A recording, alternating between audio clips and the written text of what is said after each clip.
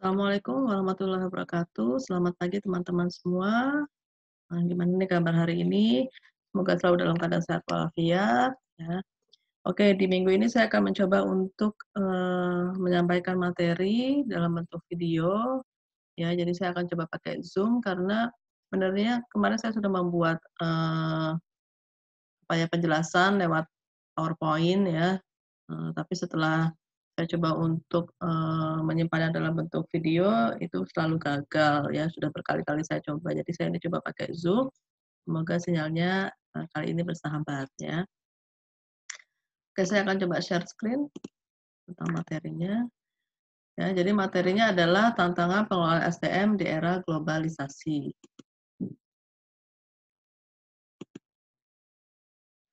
Oke. Jadi, pengelolaan sumber daya manusia itu kan intinya bagaimana mengelola, mengatur gitu ya sumber daya manusia sehingga, tercapai tujuan organisasi, ya pengelolaannya secara efektif dan efisien, ya. Nah, ternyata dalam pengelolaan sumber daya manusia itu ada tantangan-tantangan juga gitu ya. Nah, tantangan-tantangan PSDM ini bersumber dari berbagai, aspek atau faktor. Yang pertama tantangan yang berasal dari eksternal atau dari luar organisasi, kemudian tantangan yang berasal dari organisasi itu sendiri atau internal, kemudian tantangan profesional, tantangan internasional, tantangan dan perubahan kebijakan kepegawaian, serta perubahan-perubahan cara kerja. Nah, coba kita bahas satu persatu. Ya, yang pertama adalah tantangan yang berasal dari eksternal. Nah, tantangan eksternal ini adalah keseluruhan ya, keadaan atau perubahan-perubahan yang bersumber dari lingkungan eksternal, yaitu yang pertama, keadaan dan perubahan tenaga kerja. Nah ini, termasuk adalah adanya bonus demografi ya. Jadi Indonesia tuh saat ini sedang mengalami namanya bonus demografi, di mana komposisi penduduk ya yang usianya produktif akan lebih banyak, akan lebih mendominasi dibanding yang usianya non produktif. Nah, ini makanya disebut dengan bonus ya. Tapi ini juga merupakan tantangan bagi pengelolaan SDM karena, cara kerjanya nanti akan berbeda, karakteristiknya juga akan berbeda gitu ya.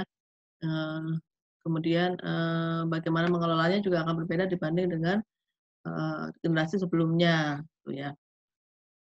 Kemudian, tenaga kerja gitu ya, atau angkatan kerja itu kan memiliki aneka, macam latar belakang ya, baik dari budaya, kemudian nilai, usia, tingkat pendidikan, dan kemampuan yang dibawa pegawai ke dalam organisasi yang memiliki dampak terhadap pengelolaan SDM dalam upaya mengembangkan praktek-praktek dan kebijaksanaan SDM yang tepat.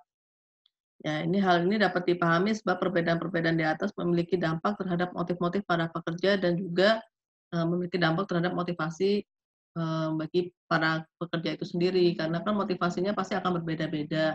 Bisa jadi ada karyawan yang merasa cukup dengan gaji yang besar ya, motivasinya untuk mendapatkan gaji yang besar gitu, tapi ada juga yang motivasinya adalah, untuk mendapatkan tantangan dalam pekerjaannya. Kemudian selanjutnya tadi ya, kalau dilihat dari komposisi tenaga kerja sekarang, komposisinya juga tidak didominasi oleh kaum pria saja ya, kaum wanita juga sudah, banyak menjadi angkatan kerja gitu ya, menjadi tenaga kerja gitu ya. Termasuk ibu-ibu ya yang menjadi wanita karir. Nah, kemudian masalah lain menyangkut suplai tenaga kerja yang dapat berubah-ubah sebagai akibat dari berbagai macam faktor seperti tingkat kelahiran.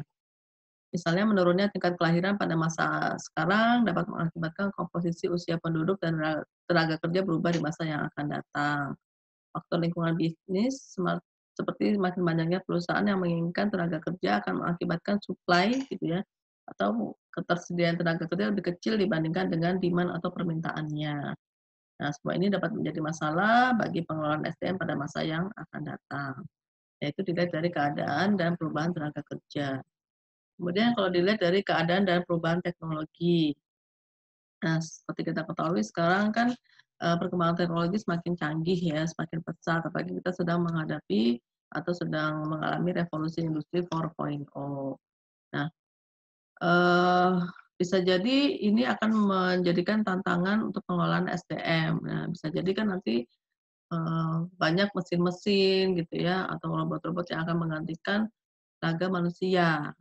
Nah, jadi gimana caranya supaya pengelolaan SDM-nya bisa efektif dan efisien. Nah, salah satunya adalah, dengan menggunakan teknologi yang, apa ya, yang mendukung ya, untuk kemajuan atau untuk operasional perusahaan. Nah, kemudian juga ada perubahan gaya hidup gitu ya, kalau dilihat dari perilaku konsumen. Ya, yang sekarang banyak berbelanja online misalnya, sehingga bermuncullah marketplace-marketplace atau e-commerce gitu ya. Nah, kalau perusahaan atau organisasi tidak mampu beradaptasi dengan perubahan teknologi, nah ini akan bisa jadi tertinggal gitu ya, dibandingkan dengan pesaingnya gitu ya, yang sudah lebih canggih dalam menggunakan teknologi. Nah, kita sebagai organisasi yang tidak bisa beradaptasi, nah itu akan bisa, kolaps gitu ya nantinya ya, atau bangkrut, ya. Kemudian keadaan dan perubahan ekonomi dan persaingan. Nah, keadaan dan aktivitas ekonomi yang senantiasa mengalami perubahan juga dapat mempengaruhi aktivitas bisnis pastinya. Nah, sekarang apalagi sedang, masa pandemi ya, pandemi COVID-19 dan ini berdampak pada segala sektor, termasuk sektor ekonomi. Nah, sehingga bisa jadi ada resesi, ada inflasi gitu ya, dan ini kan mempengaruhi organisasi ya. Kemudian bagaimana, apa ya, mengendalikan cost gitu ya, terhadap, pengelolaan SDM, baik itu di rekrutmen maupun di training and development gitu ya. Karena, kondisi finansial, ya perusahaan sedang mengalami kondisi finansial yang berbeda dengan sebelumnya akibat misalnya tadi pandemi atau ada wabah atau ada faktor-faktor eksternal lainnya terkait dengan perubahan ekonomi. Kemudian juga, terkait dengan masalah, persaingan. Nah, situasi sekarang ini di samping mengakibatkan makin meningkatnya persaingan bisnis juga menimbulkan persaingan untuk mendapatkan tenaga kerja, khususnya tenaga kerja yang terlatih, bukan tenaga kerja yang sembarangan ya, tapi yang kompeten, yang mungkin terbatas jumlahnya. Nah, situasi ini mempunyai dampak langsung terhadap pengelolaan SDM dalam usaha menyiapkan tenaga kerja yang dibutuhkan. Oke, kemudian yang terakhir ada keadaan dan perubahan kebijakan pemerintah. Tantangan ini menyangkut keharusan memenuhi peraturan ketenagakerjaan yang mungkin dapat berubah-ubah. Misalnya ada penyesuaian tentang, UMP ya, upah minimum provinsi gitu ya. Kemudian ada perubahan tentang, kebijakan, terkait ketenagakerjaan yang lain, ya, atau ada kebijakan untuk mendirikan serikat pekerja dan kemudian tidak diperkenankannya perlakuan yang diskriminatif gitu ya, karena usia, jenis kelamin, suku, ras, dan lain-lain dalam mengelola SDM. Nah, ini tantangan-tantangan yang bersumber dari eksternal. Kemudian tantangan yang berasal dari dalam, dari internal ya. Jadi tantangan organisasional merupakan elemen-elemen yang berasal dari organisasi itu sendiri yang dapat mempengaruhi efektivitas pelaksanaan kegiatan pengelolaan SDM. Ya, yang pertama ada tuntutan-tuntutan serikat buruh. Ya, serikat buruh ini atau serikat pekerja sebagai sebuah lembaga yang dibentuk oleh para pekerja, selain dapat memberikan keuntungan bagi pengelolaan SDM, juga merupakan tantangan yang sangat aktual. Lembaga ini mempunyai kekuatan tawar-menawar yang sangat tinggi yang pada akhirnya dapat memberikan tekanan pada perusahaan untuk melakukan sesuatu sesuai dengan tuntutan mereka. Jadi mereka tuh memiliki bargaining position sendiri gitu ya. Misalnya mengenai tinggi rendahnya upah atau gaji, jam kerja, atau bahkan keputusan-keputusan mengenai siapa yang akan dipromosikan atau ditempatkan dalam jabatan tertentu. Nah, ini merupakan tantangan tersendiri ya bagi PSDM. Kemudian terkait dengan penyediaan sistem informasi kepegawaian. Nah, Eee, pengelolaan, informasi kepegawaian saat ini harus disesuaikan juga dengan kebutuhan ya, juga dengan, dukungan teknologi. Makanya untuk mempermudah gitu ya, perlu dibuat, HR Information System atau HRIS ya. Nah, dengan adanya HR Information System ini kan, berarti dikelola, by komputer gitu ya, tidak harus manual, tidak menggunakan paper, jadi paperless gitu ya, dan kemudian HR juga tidak dipusingkan harus mengupdate, setiap waktu untuk informasi-informasi terbaru. Bisa saja dengan kecanggihan teknologi gitu ya programnya, karyawan yang baru masuk atau karyawan lama gitu yang ada perubahan status, misalnya dia sudah dari yang tadinya single menjadi married gitu ya, nah itu dia bisa langsung update sendiri di programnya itu ya, jadi berupa dashboard gitu. Nah ini penyediaan sistem informasi kepegawaian. Kemudian juga ada, tuntutan budaya organisasi. Ya, jadi, budaya organisasi itu kan meliputi seperangkat asumsi yang dikembangkan oleh organisasi, yang dimaksudkan sebagai acuan atau cara dalam menghadapi berbagai masalah yang dihadapi, yang bersumber dari lingkungan internal dan eksternal. Nah, kemudian budaya organisasi juga merupakan produk dari semua ciri-ciri organisasi yang anggotanya yaitu anggotanya, keberhasilannya, dan kegagalannya. Nah, budaya yang dimiliki suatu organisasi itu pastinya berbeda satu sama lain karena merupakan suatu identitas atau ciri khas. Budaya akan menentukan cara-cara yang didukung oleh anggota untuk mencapai tujuan organisasi. Nah, tantangan PSDM di sini adalah bagaimana menyesuaikan secara proaktif kebutuhan SDM dan cara-cara melaksanakan tugas. Nah, di antara berbagai kelompok dan individu yang ada dalam organisasi, mungkin terdapat perbedaan orientasi nilai ya, mungkin nggak cocok nih value-nya ya, sehingga bisa mengakibatkan konflik, ya bisa jadi konflik pribadi, ya jadi ketidaksesuaian antara apa yang diharapkan pegawai dengan kenyataan yang ada, konflik antar individu dan konflik antar kelompok.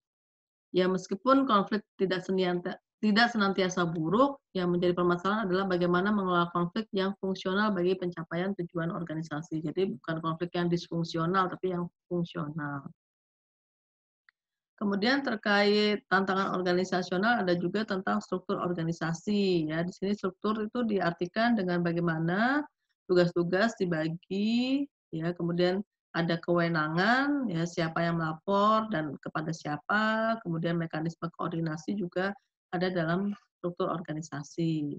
Ya, akibat lingkungan bisnis yang berubah, bisa jadi ada perubahan dalam strategi ya, sehingga ukuran organisasi dan teknologi organisasi termasuk strukturnya di sini seringkali harus diubah. Misalnya dengan melakukan, perampingan ya, yang akan membawa dampak langsung terhadap pengelolaan SDM dalam hal berkurangnya jabatan-jabatan yang dapat diduduki oleh karyawan. Karena ada perampingan struktur organisasi ya, atau namanya restrukturisasi, sehingga ada beberapa jabatan yang hilang. Kemudian jenjang karir juga menjadi semakin sempit, gitu ya.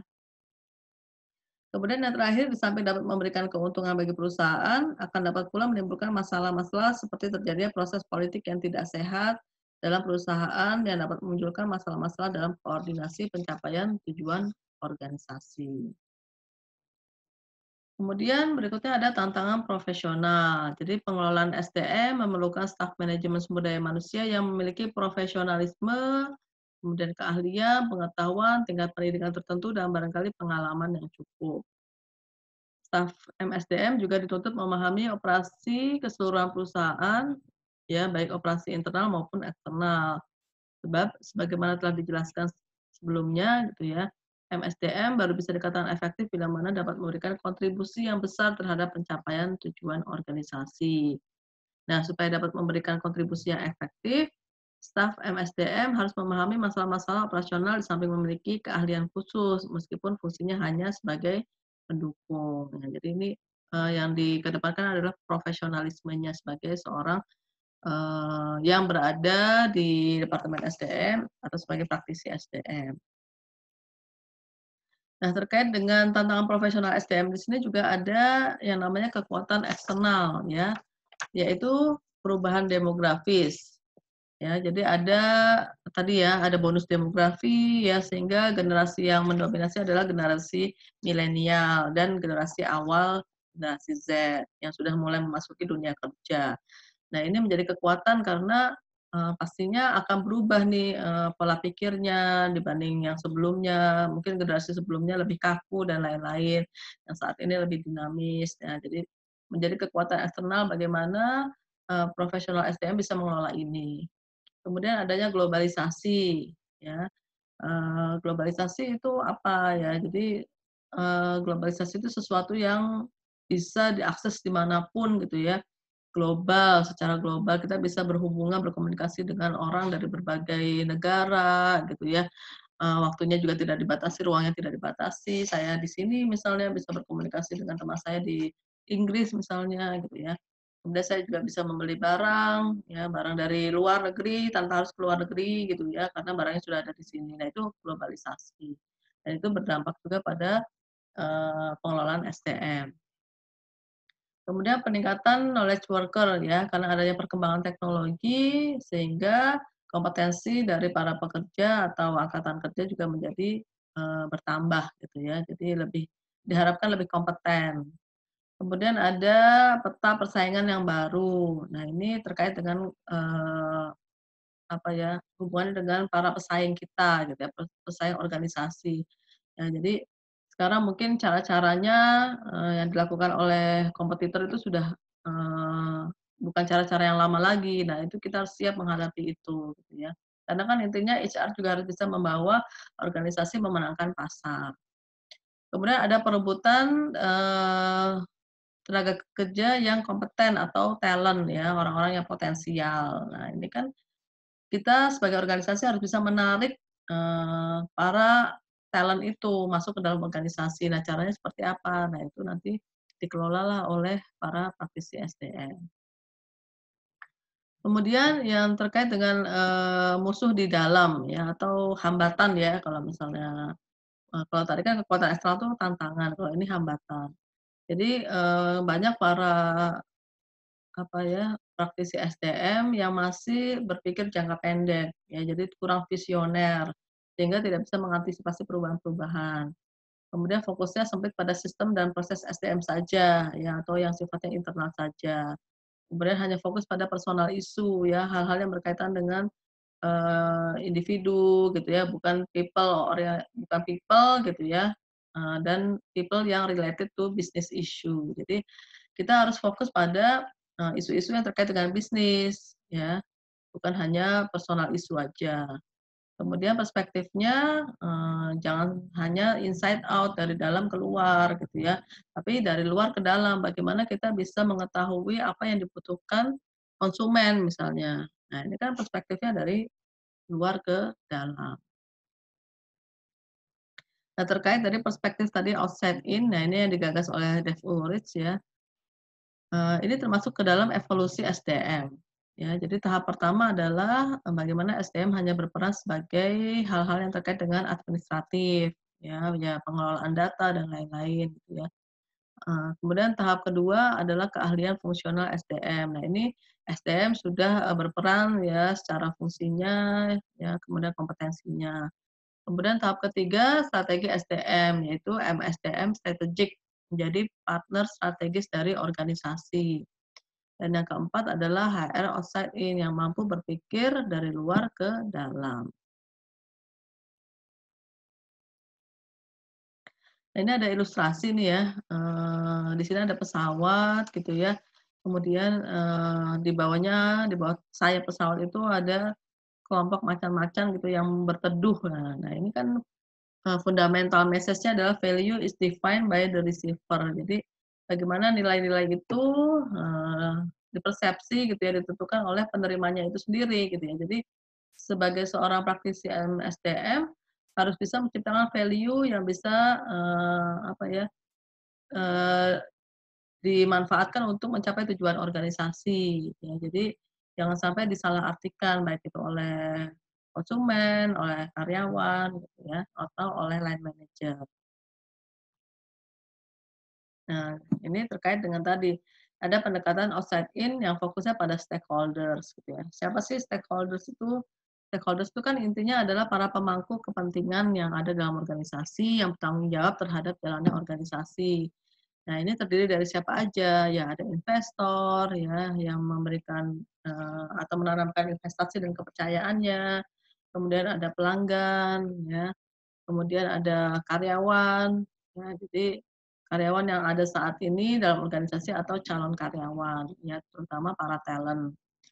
Kemudian juga ada manajer lini atau line manager ya, atau apa ya, kepala departemen ya yang mengeksekusi strategi, dan ada masyarakat ya atau orang eee, orang yang ada di luar organisasi lah ya, yang bisa melihat reputasi organisasi itu seperti apa. Nah ini, HR stakeholders, ya mereka ini ya, sehingga pandangan dari HR adalah eksternal, tidak hanya, bergerak atau berkutat di dalam organisasi, tapi harus tahu nih yang ada di luar itu seperti apa gitu ya. Kemudian tantangan SDM yaitu menjadi pemain bisnis ya, tadi sebagai bisnis partner juga. Departemen SDM harus menjadi lebih berfokus pada bisnis, yang berarti Departemen SDM mempunyai sasaran hasil yaitu produk dan layanan yang jelas dan dapat diukur, dan strategi SDM untuk mencapainya. Nah ini ada beberapa isu terkait ya.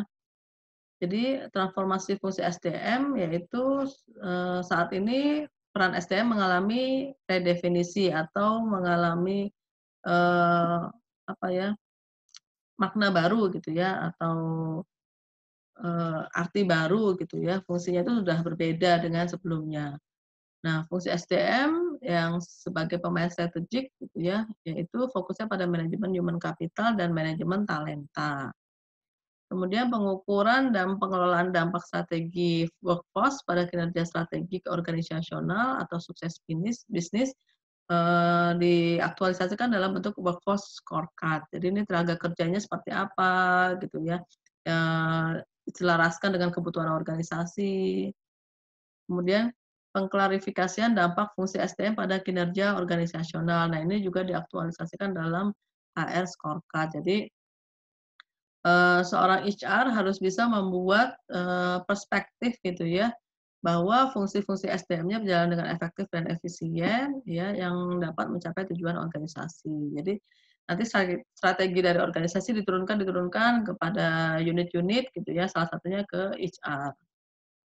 Kemudian peran SDM dalam proses transformasi organisasional, jadi sebagai agent of change.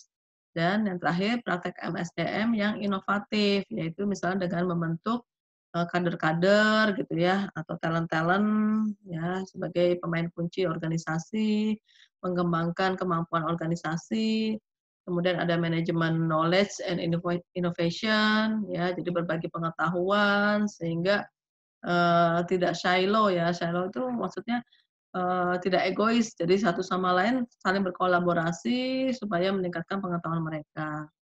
Kemudian pengelolaan work life balance dan leveraging teknologi atau meningkatkan teknologi.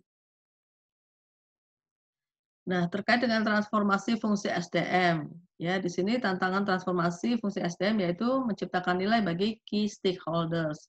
Nah, tadi, stakeholders-nya kan sudah disampaikan ya, ada konsumen, ada karyawan, ada line manager, ada investor, ada masyarakat, gitu ya. Nah, Departemen SDM, dibentuk dengan mengorganisasi, orang-orang yang ada dalam Departemen SDM itu untuk melayani para stakeholders, gitu ya. Kemudian praktek SDM yaitu bagaimana dapat menyelaraskan, mengintegrasi, dan melakukan inovasi praktek-praktek SDM. Jadi program-program yang dicanangkan oleh Departemen SDM ini harus bisa selaras, terintegrasi gitu ya dengan tujuan organisasi dan tujuan bisnis. Kemudian apa sih kompetensi yang harus dimiliki oleh para profesional SDM atau praktisi MSDM? Kemudian bagaimana mengukur pekerjaan fungsi SDM, kan tadi kan pekerjaan SDM harus terukur ya, dan harus objektif. Nah ini harus dianalisis ya, bagaimana caranya mengukur. Nah ini ada berbagai, assessment atau pengukuran. Nah, terkait dengan redefinisi peran SDM yang fokusnya menjadi menjadi partner bisnis gitu ya.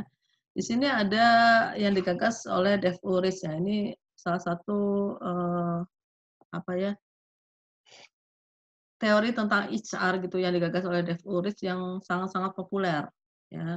Ini ada di bukunya di HR Champion yang sudah saya share di Google Drive. Jadi yang pertama, fokusnya pada proses dan dilakukan day to day ya atau operasional. Jadi ada namanya manajemen infrastruktur perusahaan atau terkait dengan administratif expert, ya. Jadi ahli di bidang administrasi. Nah, sebagai ahli di bidang administrasi, para praktisi SDM ya atau profesional SDM mampu melakukan rekayasa ulang terhadap proses-proses kerja yang dilakukannya selama ini. Dengan demikian, proses administrasi di bidang SDM akan menjadi lebih efisien dan efektif dalam melayani kebutuhan manajemen atau para karyawan akan informasi SDM. Jadi bagaimana mengelola administrasi dalam departemen SDM seefektif dan seefisien mungkin. Nah, caranya dengan apa? Nanti akan kita bahas di slide selanjutnya. Jadi, harus berpikir, lebih apa ya, lebih inovatif gitu loh. Bagaimana mengelola administrasi supaya kita tidak dihabiskan waktunya hanya mengelola administrasi dan tidak bergerak di bidang strategis gitu ya. Kemudian ada employee champion, yaitu manajemen kontribusi karyawan. Ya, jadi di sini perannya sebagai pendukung dan pendorong kemajuan karyawan. Para profesional SDM dituntut untuk mampu mengenali kebutuhan-kebutuhan para karyawan, menyelaraskan kebutuhan-kebutuhan karyawan dengan harapan-harapan perusahaan, dan berupaya keras untuk melakukan langkah-langkah untuk mendorong ya agar kebutuhan-kebutuhan tersebut terpenuhi secara optimal. Nah, fungsi SDM ya juga harus mampu menciptakan suasana kerja yang dapat memberdayakan karyawan dan memotivasi mereka untuk memberikan kontribusi terbaiknya pada perusahaan. Jadi di sini tuh bagaimana profesional SDM gitu ya atau departemen SDM bisa membuat karyawan termotivasi sehingga mereka menjadi lebih berkontribusi terhadap perusahaan. Jadi ini fokusnya sudah ke orangnya ya, tapi juga masih day to day, masih operasional sifatnya. Kemudian ada manajemen transformasi dan perubahan atau change agent. Nah, ini fokusnya sudah ke masa depan ya, lebih strategis sifatnya dan ke orang. Nah, di sini sebagai agen perubahan ya, dalam kapasitasnya sebagai agen perubahan, fungsi SDM dituntut untuk mampu menjadi katalisator perubahan di dalam perusahaan. Jadi, fungsi SDM harus mampu berperan dalam mempercepat dan mengelola proses perubahan yang dicanangkan oleh perusahaan secara efektif. Ya. Di samping itu mereka dituntut pula untuk mampu mengenali hambatan-hambatan yang mungkin dihadapi oleh perusahaan bila perubahan itu dilakukan. Dengan demikian dapat mencegah terjadinya gejolak sosial yang kontraproduktif di dalam perusahaan. Jadi harus sebagai transformer ya, sebagai agen perubahan. Karena kan sekarang ini, dunia ya di dunia dimanapun sedang mengalami perubahan ya, sudah era VUCA ya. Nah, era VUCA, era revolusi industri 4.0, kemudian ada pandemi pula. Nah, ini pasti akan mengalami perubahan-perubahan. Nah, bagaimana organisasi bertransformasi gitu ya. Nah, ini HR juga harus sebagai change agent ya. Kemudian, yang terakhir adalah sebagai strategic partner ya. Jadi di sini fokusnya ke masa depan atau strategis, tapi lebih ke prosesnya atau ke strateginya gitu ya. Jadi sebagai mitra bisnis strategis, fungsi SDM dituntut untuk mempunyai kemampuan dan menerjemahkan strategi bisnis yang diterapkan perusahaan menjadi tindakan-tindakan yang nyata di lapangan. Fungsi SDM dan para praktisinya harus mampu memberikan masukan-masukan yang bernilai tambah gitu ya, kepada tim bisnis perusahaan dalam penyusunan strategi bisnis. Nah, di samping itu, seorang praktisi SDM harus mampu mengembangkan ketajaman pengetahuannya di bidang bisnis ya, mempunyai orientasi terhadap konsumen atau pelanggan gitu ya, atau customer oriented, dan mempunyai pemahaman tentang kompetisi yang terjadi dalam bisnis yang dijalani oleh perusahaan. Jadi seorang HR di sini sebagai strategic partner gitu ya, yang harus mengetahui bisnis proses ya, proses, bisnisnya dari mulai input, kemudian pengelolaannya seperti apa, kemudian hasilnya apa gitu ya. Kemudian bagaimana konsumennya, bagaimana persaingannya. Nah, ini harus menjadi, pengetahuan sendiri, yang dimiliki oleh HR sehingga pada saat pengambilan keputusan strategis, HR ini dilibatkan gitu ya, tidak hanya sebagai support saja. Nah, saat ini praktek SDM gitu ya, ada beberapa level gitu ya atau tahapan. Yang pertama level transaksional. Nah, ini masih banyak praktek-praktek SDM yang dilakukan di level ini, ya sekitar 65 sampai 75%, tapi ini tahun 98 ya, referensinya. Jadi mungkin sekarang sudah mengalami perubahan. Nah, di level ini, yang dilakukan contoh-contoh praktek SDM-nya adalah administrasi gaji dan benefits, kemudian manajemen file karyawan, dan melayani kebutuhan karyawan.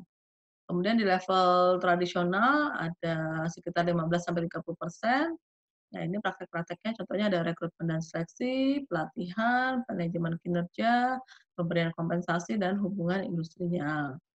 Nah, di atasnya ada level transformasional dan ini baru sedikit sekali prakteknya, baru sekitar 5-15%. Nah, di sini contoh praktek SDM-nya ada knowledge management, ya tadi berbagi pengetahuan antara anggota organisasi, jadi saling berkolaborasi gitu ya.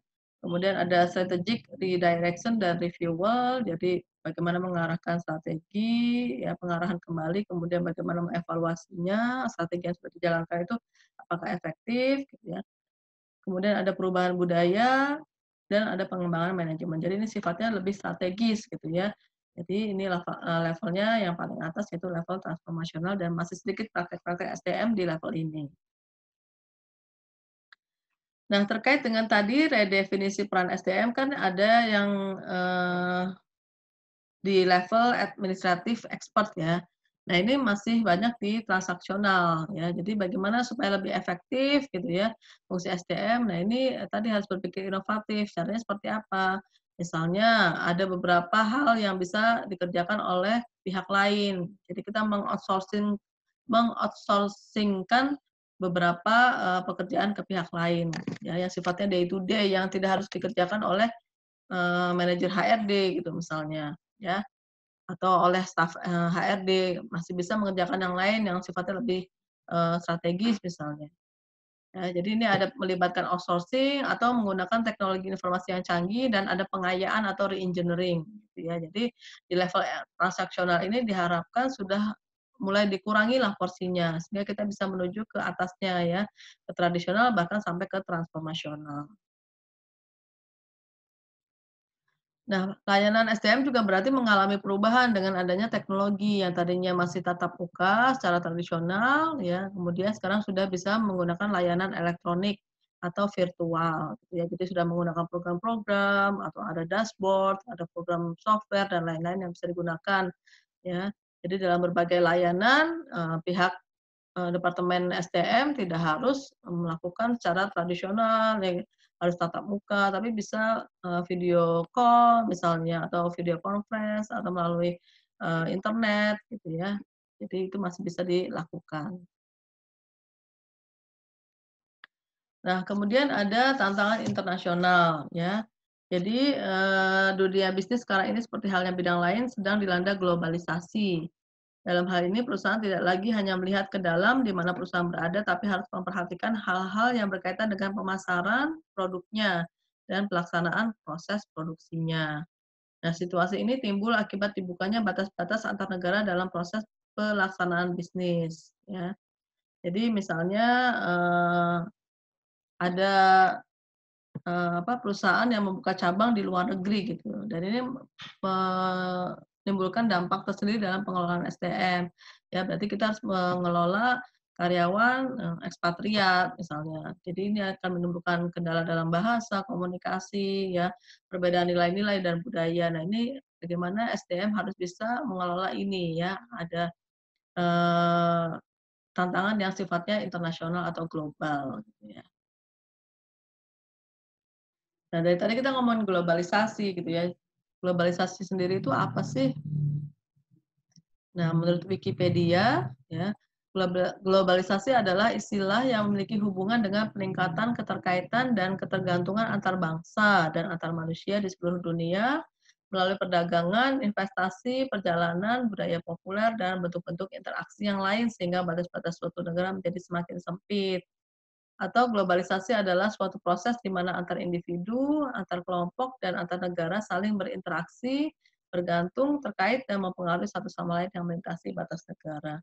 Jadi seperti saya sudah sampaikan sebelumnya, intinya globalisasi itu bagaimana akses-akses yang tadinya terbatas menjadi tidak terbatas. Ya, kita bisa berkomunikasi dengan berbagai orang dengan dalam kapasitas di luar ruang dan waktu gitu ya, intinya itu tidak dibatasi oleh ruang dan waktu, kemudian kita bisa mengkonsumsi barang-barang yang, berasal dari luar negeri tanpa harus ke luar negeri, ya karena sudah ada di, negara kita gitu ya. Jadi perdagangan, tadi ya investasi dan lain-lain termasuk budaya-budaya, misalnya ada budaya K-pop gitu ya, yang bisa kita nikmati, nah itu akibat juga dari globalisasi. Nah, ini tantangan dan perubahan kebijakan kepegawaian, ya. Jadi keadaan dan perubahan-perubahan lingkungan eksternal seperti tenaga kerja, ekonomi, politik, hukum, sosial, dan organisasi dapat mengakibatkan masalah-masalah seperti biaya tenaga kerja yang lebih besar dan kurangnya tenaga kerja, khususnya tenaga kerja yang terlatih. Peningkatan biaya tenaga kerja dapat terjadi akibat perubahan ekonomi, ya. Misalnya peningkatan kegiatan bisnis akan mengakibatkan banyak tenaga kerja yang harus diangkat, dan sebaliknya. Pada saat aktivitas bisnis menurun, pegawai yang ada menjadi tidak bekerja sementara, mereka harus diberi gaji. Yang kayak sekarang ya, terkait pandemi lagi, ya banyak perusahaan-perusahaan melakukan pemutusan hubungan kerja. Nah, ini juga bisa menjadi masalah tersendiri gitu ya. Bila dilakukan pemutusan hubungan kerja, mereka dapat menuntut uang pesangon berdasarkan peraturan pemerintah. Nah, sehingga menimbulkan biaya yang besar sementara kegiatan perusahaan menurun. Makanya sekarang banyak dilakukan kebijakan misalnya kayak unpaid leave. Jadi, tidak bekerja dan tidak diberi gaji. Nah, untuk mengantisipasi masalah tersebut dilakukan dengan cara yang pertama meningkatkan fleksibilitas kerja, kemudian mengembangkan tenaga kerja yang tersegmentasi, dan meningkatkan penggunaan subkontrak dan agen tenaga kerja eksternal, gitu ya, atau menggunakan outsourcing. Nah, perubahan-perubahan cara kerja ya, terkait dengan tantangan dan perubahan kebijakan kepegawaian. Nah, ini diterapkan, dengan berbagai metode gitu ya, ada flexible working hours, job sharing, career break, sabbaticals, home working, annual hours, dan part-time. Oke, yang pertama, terkait dengan flexible working hours, yaitu jam kerja yang fleksibel. Nah, konsep ini ada 2 jenis. Yang pertama, flexible daily hours, yaitu sistem yang menghapuskan jam kerja tetap dengan memberi kebebasan kepada pekerja untuk merencanakan waktu kerja dimulai dan berakhirnya kapan, gitu ya, dengan jumlah total per hari yang disepakati antara pegawai dan perusahaan. Jadi misalnya, kalau jam kerjanya 6 jam per hari, dapat dilakukan mulai pukul 6 pagi sampai pukul 12 siang, atau mulai mulai pukul 8 pagi sampai 2 siang dan seterusnya. Nah, cara ini diharapkan dapat mengurangi tingkat absensi dan meningkatkan produktivitas, sebab para pekerja dapat mengatur kapan waktu yang terbaik untuk melakukan pekerjaannya. Ya, flexible daily hours ini, sangat cocok untuk para ibu rumah tangga yang harus bekerja ya. Kemudian ada compressed working week, yaitu memadatkan jam kerja dalam beberapa hari kerja. Misalnya, hari kerja 1 minggu dengan 6 hari kerja dan 6 jam kerja per hari, ya, sehingga jumlah kerja 1 minggu menjadi 36 jam, diubah menjadi 4 hari tetapi dengan 9 jam per hari. Jadi seminggunya itu tetap sama jam kerjanya. Oke, kemudian ada job sharing, yaitu cara kerja di mana 2 atau lebih pekerja bekerja sama atau membagi pelaksanaan suatu pekerjaan dan menerima bayaran berdasarkan kontribusinya dalam pekerjaan.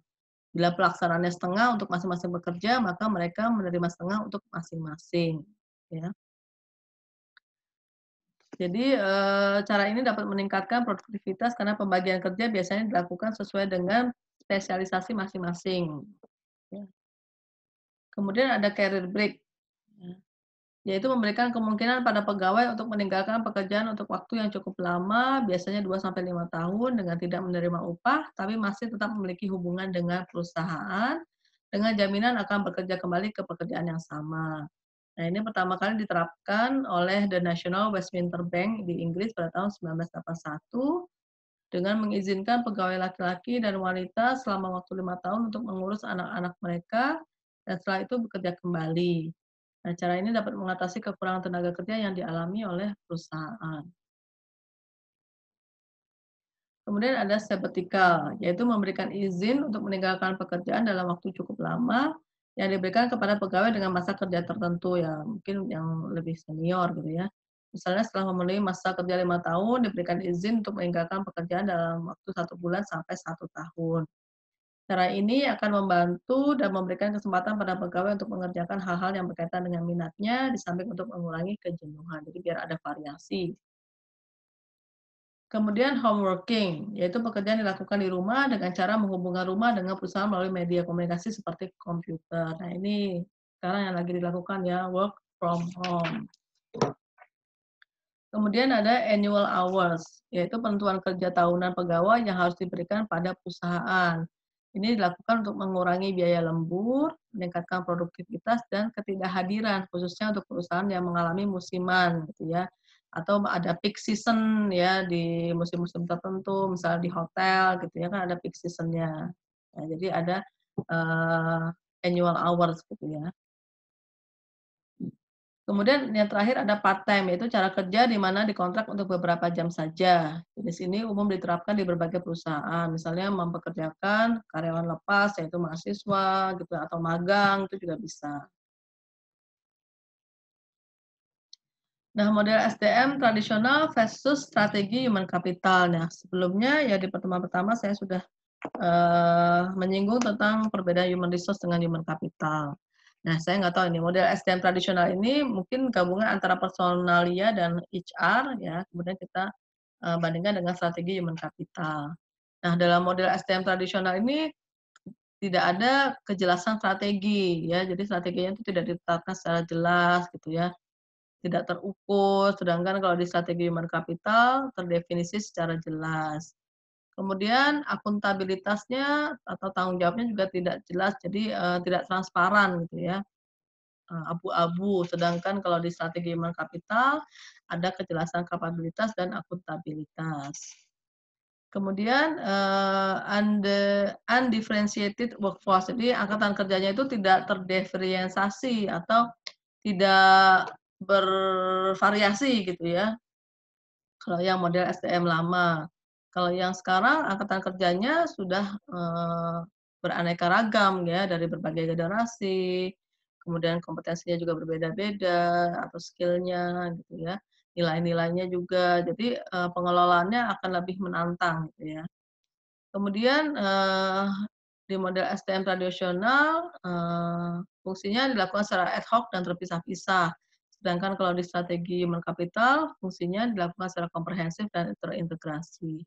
Jadi masing-masing fungsi dari SDM, ya entah itu fungsi pengadaan, fungsi pengembangan dan lain-lain itu dilakukan secara komprehensif dan terintegrasi satu sama lain, jadi tidak terpisah-pisah gitu ya. Kemudian, kalau di model SDM tradisional tidak diukur dan dikelola dengan disiplin. Nah, sedangkan kalau di human capital diukur dan dikelola seperti modal finansial. Jadi SDM itu ya kinerjanya, itu diukur ya dan kemudian dikelola seperti layaknya aset. Kemudian kalau di model SDM tradisional fokusnya hanya pada pelanggan internal yaitu karyawan, sedangkan kalau di strategi human capital itu fokusnya pada pelanggan eksternal juga yaitu konsumen. Kemudian berpusat pada program, ya hanya pada program-program yang sudah diterapkan. Kemudian kalau di sini lebih ke result oriented, ya. Jadi apa sih hasilnya gitu ya. Kalau misalnya kita hanya berpusat pada program, bisa jadi hasilnya kurang optimal gitu ya. Kemudian kalau di model SDM tradisional, orang-orangnya lebih reaktif, sedangkan kalau yang di human capital, orang-orangnya lebih proaktif dan berfokus pada pengembangan kompetensi karyawan. Nah, di Human Capital ini juga fokusnya di talent management atau manajemen talenta. Jadi talenta ini terdiri dari kompetensi, engagement, dan kontribusi. Ya, ada talenta, ada angkatan kerja, dan ada orang atau individunya. Ya. Kemudian kalau di kompetensi, ya intinya prinsipnya adalah right person, right place, right time, dan right skills. Ya. Jadi harus menciptakan standar-standar gitu ya. Kompetensinya seperti apa sih yang dibutuhkan, kemudian melakukan assessment, ya sudah ada kompetensinya, kira-kira dari hasil assessment-nya masih ada gap atau enggak ya dengan yang sudah susun standarnya gitu ya.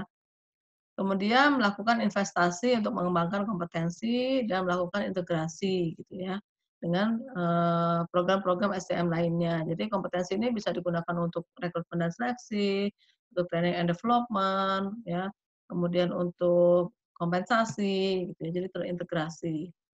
Kemudian tujuannya apa? Supaya menciptakan engagement ya. Jadi menciptakan namanya itu EVP, Employee Value Proposition. Jadi bagaimana bisa menarik ya, para talent yang misalnya masih berada di luar organisasi untuk masuk ke organisasi kita. Jadi kita harus menciptakan nilai jual juga gitu yang berbeda dengan yang ditawarkan oleh kompetitor. ya. Jadi kemudian apa sih yang bisa diberikan oleh para karyawan itu untuk kontribusi untuk kemajuan perusahaan, ya. Tapi tadi diciptakan dulu, misalnya melalui benefit, ya menawarkan benefit, fasilitas, kemudian, tantangan, gaji yang, kompetitif, dan lain-lain. Kemudian kontribusi ya, dengan meningkatkan kontribusi ya melalui, pemberian makna pada pekerjaan, jadi menciptakan identitas pekerjaan gitu ya. Jadi pekerjaan itu memiliki identity gitu ya. Kemudian ada tujuannya, menciptakan relationship, kemudian kondisi lingkungan yang baik ya, yang kondusif, tantangan dari pekerjaan itu sendiri ya, kemudian ada kesempatan untuk belajar ya, kemudian, lingkungan kerja yang optimal gitu ya, yang menghormati satu sama lain. Nah ini, talenta ini terdiri dari ini ya, kompetensi, engagement, dan kontribusi. Nah terkait dengan human capital lagi, kita juga, bicara tentang praktek MSDM yang berbasis kompetensi ya. Dibandingkan lagi nih antara praktek SDM tradisional dengan yang berbasis kompetensi, misalnya terkait rekrutmen dan seleksi. Kalau dulu ya praktek SDM tradisional masih fokusnya di person job fit, bagaimana mencari orang yang sesuai dengan tuntutan pekerjaan. Tapi kalau sekarang bagaimana mencari orang yang sesuai dengan nilai-nilai organisasi selain juga tuntutan pekerjaan gitu ya. Kemudian kalau dulu fokusnya pada pengetahuan, keterampilan, dan kemampuan, kalau saat ini yang berbasis kompetensi fokusnya pada kompetensi dan keterampilan proses. Kemudian pengembangan karirnya masih bersifat vertikal dari ke atas gitu ya, berbasis pada prestasi individual. Kalau sekarang yang berbasis kompetensi ada lateral juga atau pengembangan karir yang horizontal, misalnya ada job assignment, job rotation gitu ya, yang berbasis pada kontribusi. Kemudian terkait dengan manajemen karir, kalau praktek SDM tradisional, pengembangan pengetahuan, keterampilan, dan kemampuan untuk memfasilitasi pencapaian sasaran karir. Kalau saat ini, ya, yang berbasis kompetensi, pengembangan kompetensi secara berkesinambungan atau continuous. Kemudian juga fokus pada protein karir. Jadi karena ada lingkungan yang perusahaan yang dinamis gitu ya, ada perubahan-perubahan yang terjadi, nah karir itu juga bisa akan berubah gitu ya, sehingga tidak saklek, fix gitu ya. Nah ini lebih dinamis, disesuaikan sama minat juga yang mungkin berubah gitu ya, dan kompetensi. Kemudian terkait dengan manajemen kinerja, kalau yang praktek SDM tradisional orientasinya evaluasi ya, kalau sekarang yang berbasis kompetensi orientasinya pada pengembangan. Jadi tidak hanya mengevaluasi kinerja tapi juga mengembangkan apa sih yang masih kurang gitu ya. Kemudian kriteria kinerja terkait pekerjaan, sedangkan kalau di praktek SDM berbasis kompetensi, kriteria kinerjanya terkait kompetensi. Terus terkait kompensasi, kalau yang tradisional evaluasi jabatan berbasis pekerjaan, ya, dan imbalannya berbasis senioritas karena, masa kerja gitu ya. Tapi kalau yang berbasis kompetensi, evaluasi jabatan sudah berbasis orang atau personnya gitu ya, karena melihat kompetensinya dan kinerja. Nah, mengapa sih dilakukan, employee engagement gitu ya. Jadi kalau menurut Jeff Ulrich, companies have no choice but to try to engage not only the body but the mind and soul of every employee. Ya, jadi, eee, engagement ini terkait dengan konsep positive organization atau psikologi positif juga gitu ya. Nah, bagaimana kita bisa mempertahankan talent gitu ya, sehingga mereka tidak pindah ke organisasi lain gitu ya, mereka merasa terikat dengan pekerjaan dan organisasinya gitu ya. Jadi kebutuhan pengembangan perilaku organisasional positif yaitu pengembangan mental wellness ya, bukan penanganan mental illness ya. Jadi kalau mental illness kan fokusnya di 4D ya, damage gitu ya, kerusakan, disease penyakit, disorder gangguan, dan dysfunction atau disfungsional. Jadi fokusnya di hal-hal yang positif, meningkatkan mental wellness karyawan. Kemudian tuntutan semakin kuat untuk mengembangkan organisasi tempat kerja yang menimbulkan passion atau kegairahan, ya, untuk meningkatkan komitmen, perilaku prososial atau keluarga organisasional atau disingkat jadi OCB ya, organizational citizenship behavior atau extra role behavior. Jadi dengan adanya engagement ini ya, orang kerja kan karena passion-nya gitu ya, sehingga mereka melakukan, apa ya, tindakan-tindakan atau perilaku-perilaku di luar job desk-nya. Jadi mereka tidak, berpaku fokus hanya pada job desk gitu, tapi di luar job desk itu dia juga melakukan dengan sukarela gitu, karena sudah merasa engage atau terikat. Ya, kemudian ada perubahan dinamika karir dan ekspektasi pekerja. Kemudian ada manajemen talenta yang sifatnya strategis, yaitu mengidentifikasi berbagai posisi strategik kunci yang berkontribusi terhadap keunggulan kompetitif berkesinambungan perusahaan, ya. Kemudian, mengembangkan talent pool baik dari internal maupun eksternal. Jadi kita mengembangkan suatu, apa ya, pool itu ya kayak kolam ya kalau pool itu ya. Suatu wadah gitu yang berisi talent-talent ya yang sudah kita identifikasi, baik yang berada dalam organisasi maupun yang masih di luar organisasi. Artinya kita melakukan analisis nih, pemetaan ya dari calon-calon karyawan. Apakah yang talent tuh, eee, siapa aja sih yang talent gitu ya, yang kompeten dan potensial, yang bisa menjadi calon karyawan kita gitu.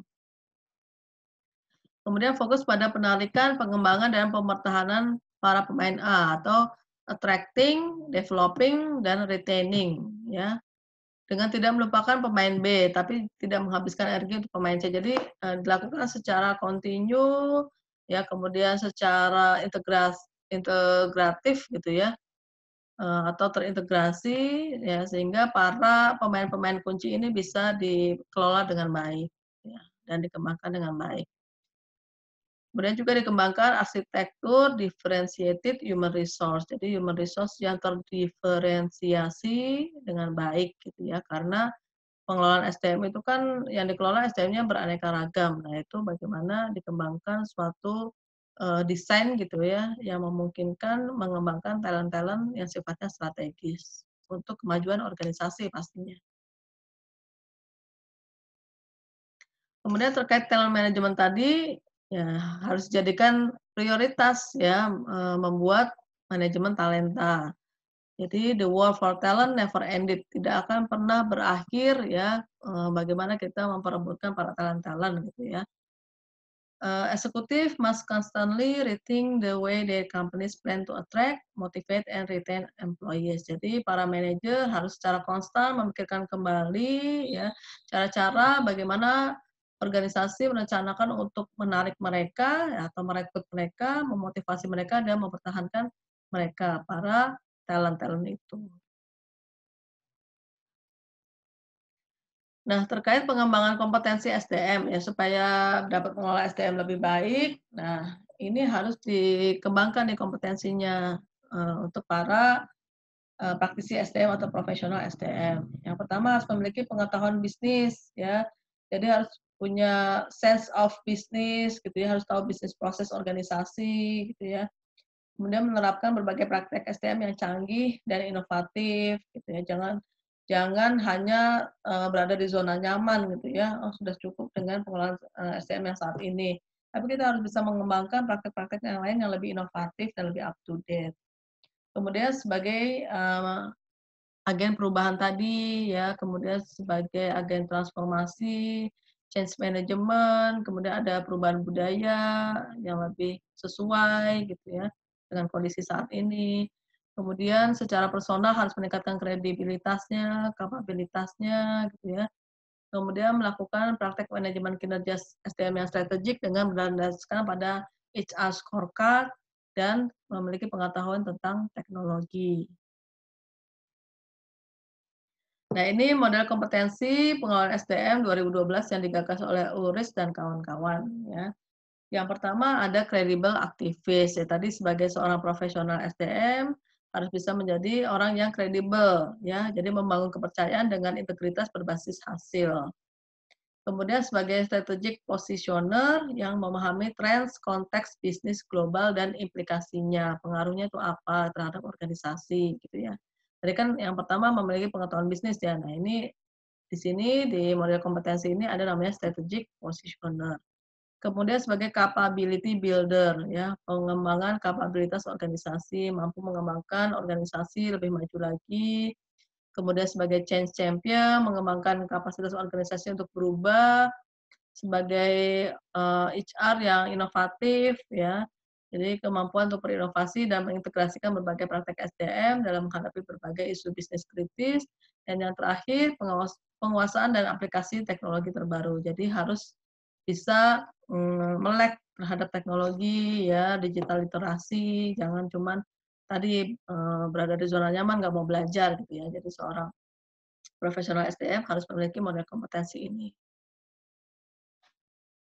Oke, saya rasa cukup untuk pemaparan materi, mungkin, agak terlalu cepat ya, dan mungkin teman-teman masih agak bingung, ya tidak masalah ya. Jadi ini saya coba untuk memberikan lagi pengantar kedua ya, tentang tantangan MSDM. Karena MSDM itu banyak sekali yang dikelola gitu ya, yang diatur ya. Walaupun hanya SDM kata kuncinya, tapi SDM itu kan bervariasi, dinamis gitu ya. Sehingga, tidak cukup kita menjelaskan hanya dalam waktu tertentu gitu ya. Jadi nanti saya akan mencoba juga untuk memberikan jurnal tambahan gitu ya, dalam bahasa Indonesia pastinya, supaya lebih mudah dipahami tentang materi ini. Oke, terima kasih, kalau ada pertanyaan nanti silahkan di YouTube saya, ya di komennya nanti. Oke, jangan lupa juga untuk di-like, komen, dan subscribe YouTube saya. Oke, terima kasih. Assalamualaikum warahmatullahi wabarakatuh.